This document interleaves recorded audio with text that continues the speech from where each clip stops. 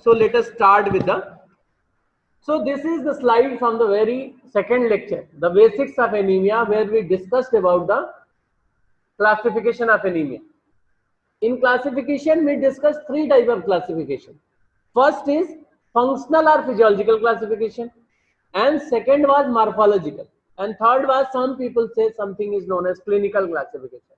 When where anemia is classified as anemia with organomegaly and without organomegaly. It is from some institute only, but major classification is etiological or functional and morphological. In etiological classification, there was just three things. Either there will be the hypoproliferation, or there is proliferation but death of nascent RBCs inside the marrow only. And this is known as ineffective erythropoiesis. This was feature seen in B12 deficiency. We have already studied. And third will be loss of these RBCs. This loss of RBC can be of two types. It will be internal loss or external loss. External loss by means of hemorrhage, bleeding. If RBC, you bleed RBC outside, it will lead to the development of anemia. And second, this RBC can be lodged inside, and this is known as hemolytic anemia. So anemia of blood loss can be categorized into two parts: anemia of blood loss, acute blood loss, and anemia of hemolysis. That is hemolytic anemia. Okay. So how to define this hemolytic anemia? So this is defined as increased destruction or decrease in the lifespan. So if you have to define just one thing, you can write just two words. First is destruction and second is decreased lifespan. Just write two words only, because definition is R&D there, that where you can add. Just write two keyword in definition: increase in destruction, and second keyword is decrease in the lifespan. And decrease in the lifespan will be measured by use of radio labeling RBC. So a decreased lifespan, you can make an arrow and write radio labeled RBC to demonstrate. Demonstrate, you can write demo dot, because everything is written in book now. When you are making note, you have to make just half page one and half page for whole topic. Otherwise, if you replicate the same thing which is written in book, then what is value of this? And everything is written in slide. So don't copy slides. I will provide it. No, don't worry. Okay. Then this hemolytic anemia can be classified in various ways depending upon the attribute you are selecting for classification. Like if you want to classify according to the primary etiology, it may be inherited or it may be acquired. If you want to classify it by clinical point of view, then it can be acute or chronic, or it can be according to severity. In clinical, it can be mild, moderate, or severe anemia. ये मत लिखो, ये मैं दे दूंगा slide, don't worry, इसको लिखने का जरूरत नहीं है. Just understand, it is very simple. जहां पे लिखना है, जहां पे याद करना है, I will tell, don't worry. And if you want to classify according to the site, then this hemolysis can be inside the plasma or it can be inside some reticuloendothelial tissue. So it can be classified as intravascular or extravascular. Inside the vessel means inside the blood, or you can say inside the plasma, or extravascular means outside the vessel or outside the blood or outside the plasma. It is very same thing. So it can be intra or extravascular according to the site of destruction. Okay. If you want to look into the mechanism, so you can classify it into the causes inside the RBC or causes outside the RBC. So it can be intracorpuscular. Corpuscular means cell. It is another word for cell. So it can be intra means inside the cell, or cause may lie outside the cell. So it is extracorpuscular. But it is not going to throw light on anywhere. So we are going to combine some of the features. So we are going to combine the primary etiology with the mechanism.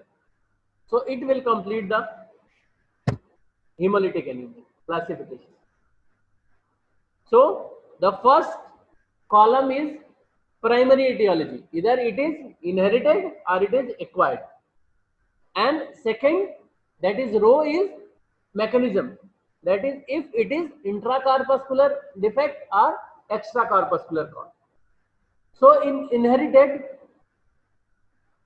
intracorpuscular means inside the cell. Cell contains cell membrane, cytoskeletal, hemoglobin. And inside this cytoplasm RBC, what is going on? Glycolysis. Different enzymes are there. So if any defect in the membrane or any defect in the enzyme, means glycolytic pathway, or if any defect in the hemoglobin, then it will be leading to the altered structure of RBCs, and these RBCs will be prone for hemolysis. Okay. So the causes of intracorpuscular inherited can be divided according to this. If there is defect in the hemoglobin, either heme or globin, then it will be known as hemoglobinopathy. If there is any defect in enzymes, something you must have heard of, G6PD deficiency, then it will be enzymopathy. It is nothing but defect in the enzymes, or there is defect in the cytoskeletal or membrane. We are going to discuss about the elliptocytosis, spherocytosis, different altered shape of RBCs congenitally. Okay, so this will be cytoskeletal or membrane defect. Easy to remember, inherited, mostly causes are intracorpuscular, and intracorpuscular follow from RBC. See, RBC follow it from outside in. So first you are going to encounter the cell membrane. So if there is any defect in the cell membrane, or cytoskeletal or plasma, there are enzymes or enzyme, or there is any defect in the hemoglobin, means hemoglobinopathy. Cell is going to be lysed, decrease in the lifespan. Okay, we'll discuss about it. There is only one cause of extracorpuscular but inherited. You must have heard of hemolytic uremic syndrome, TTPHUS, microbiology. कुछ सुना होगा ना थोड़ा बहुत, पेंटार्ड कुछ सुना होगा थोड़ा बहुत. So this familial, there is a component something known as atypical hemolytic uremic syndrome, where the defect is familial, it is not acquired. So it is inherited, but cause is from outside RBC. We'll discuss about it in detail, don't worry. Okay. In acquired causes, something is known as paroxysmal means on and off. Means episodic. Nocturnal matlab inside night, and hemoglobinuria means hemoglobin in urine will come over this what we can derive from this PNH, only the name will come after discussing the whole topic of this basics of hemolytic anemia. So PNH is intracorpuscular cause and it is acquired, just one cause.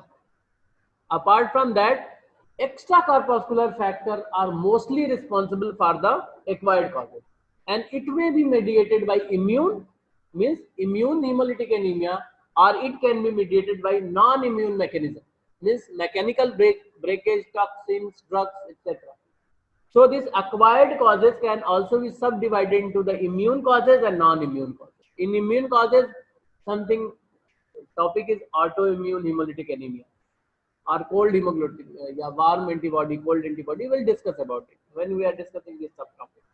Or it can be non-immune causes, where it can be mechanical destruction if there is mechanical valve replacement for the patient, for some of the valvular heart disease. There are some toxins, if there are drugs or there is infection. We'll discuss about it. What are the infection, what are the drug more prone for developing this hemolytic anemia. So how to remember this? You have remembered the topic, just remember two sentences. First, all the inherited causes are intracorpuscular, because most of the intracorpuscular thing require the gene expression. So most of the intracorpuscular things will be inherited, and most of the acquired will be something affecting from the outside.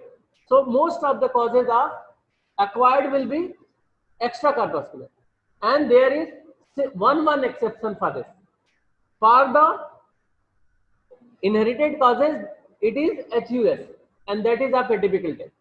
It is familial, and for the acquired causes, it is PNH. It is intracorpuscular. Otherwise, everything is corpuscular. So when you are writing the classification, if you look from distance, what you are writing, if your segment of inherited and intracorpuscular is thick, means having more number of diseases, then you are writing okay. And if you are crowding the space of intracorpuscular and acquired, then you are must making some mistake. You are exchanging the two columns. Okay. So hemolytic anemia classification, you are okay with it?